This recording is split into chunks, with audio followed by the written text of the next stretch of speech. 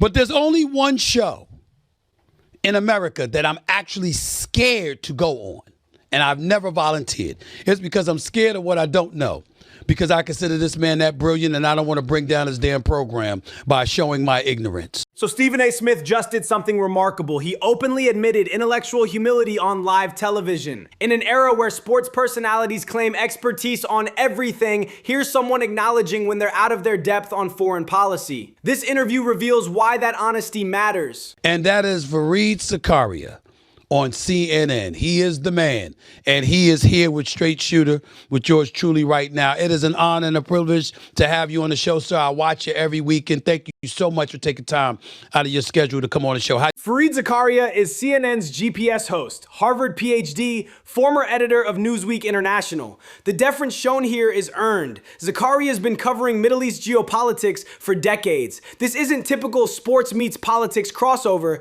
It's genuine expertise meeting genuine curiosity. The state of affairs with the United States, with Israel and Iran right now, how would you encapsulate it? What would you say it is? Trump's February strike on Iranian nuclear facilities changed everything. Iran's been building underground enrichment sites for years, and this represents the most direct military confrontation since the 1980s tanker wars. The stakes couldn't be higher for global stability. You said the U.S. and Israel don't necessarily have the same agenda here. What does Israel want that we shouldn't want? Israel wants regime change in Tehran. America wants containment without escalation. Israel sees Iran as an existential threat through Hezbollah and Hamas proxies. The U.S. fears broader regional war that could drag in China and Russia. Different timelines, different risk tolerances. And I'm interested in knowing what your answer to this question is, because I don't know, because I'm not nearly as informed as you, sir, what connection there is, if any at all, when you think about Venezuela and Maduro and grabbing him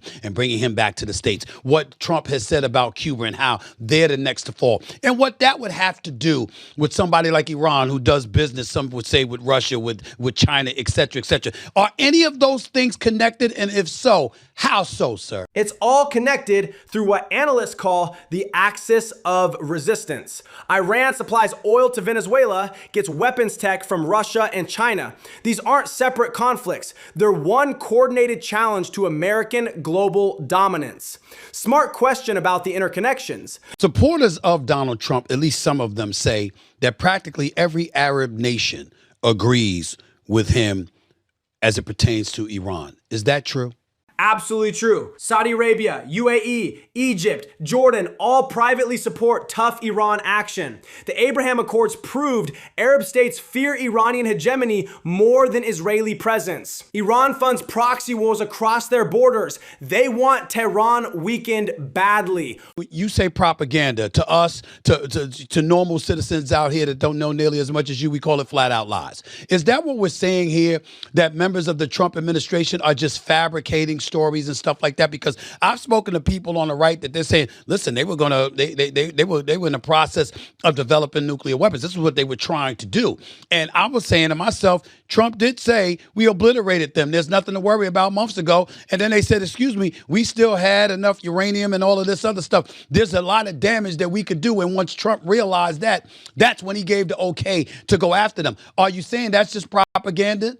That's just propaganda, that wasn't true at all? He's right to call out the contradiction. Trump claimed total victory in February, then weeks later justified more strikes, citing ongoing nuclear threats. In matters of war, truthfulness isn't optional. American lives depend on accurate threat assessments from leadership.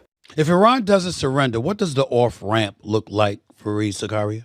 Critical question. Iran has sophisticated air defenses, asymmetric warfare capabilities through regional proxies, and can shut down Strait of Hormuz oil shipments. Without diplomatic off-ramps, this escalates into prolonged regional conflict nobody really wants. I mean, obviously Trump didn't go to Congress. He sent Marco Rubio, his Secretary of State, to talk to the Gang of Eight. We know that part, but nevertheless, the Democrats were saying that he really didn't go through Congress to make this happen. How big a of a deal is it that he didn't necessarily go through, particularly when we consider the fact that Congress hasn't declared war since 1942? I mean, how big of a deal is that? The Gang of Eight includes House and Senate leadership from both parties who get classified briefings. Congress hasn't declared war since 1942 because presidents prefer authorization for use of military force, broader, less constrained than formal war declarations. But you just said that Obama did it with Libya. So what was worse in your estimation, what Trump is doing now or what Obama did then? He nailed the hypocrisy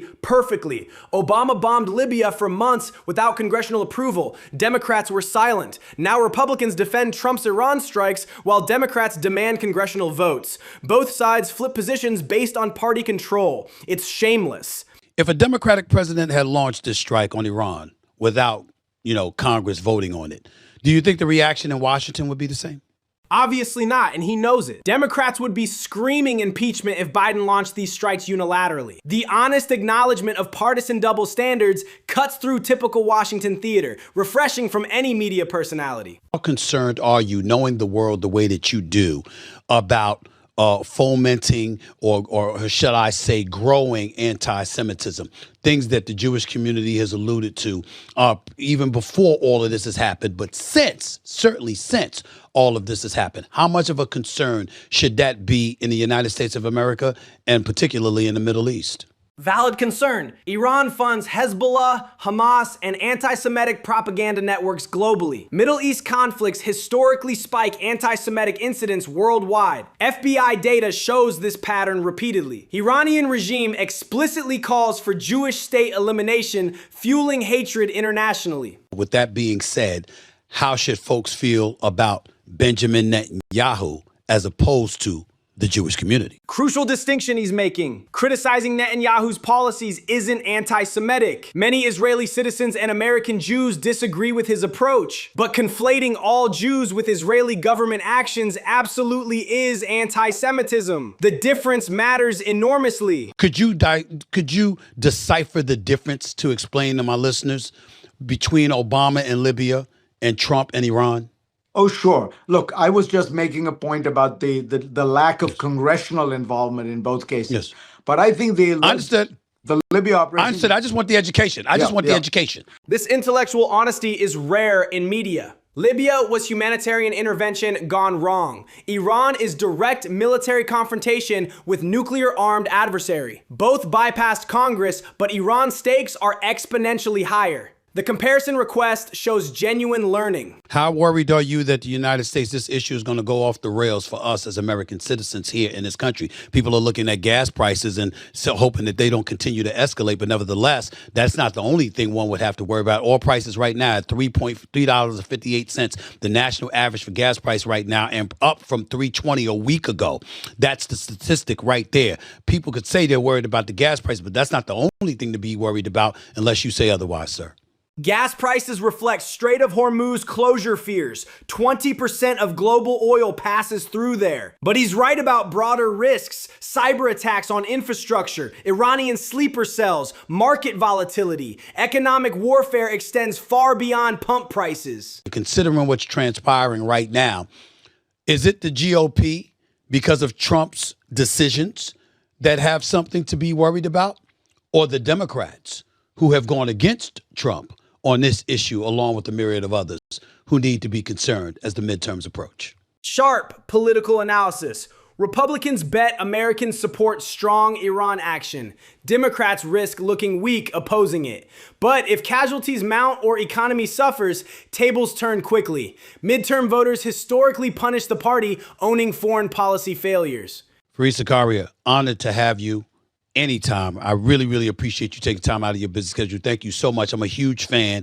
Feel free to reach out anytime you need me, my man. I watch your show as religiously. I just love the show, and I appreciate you.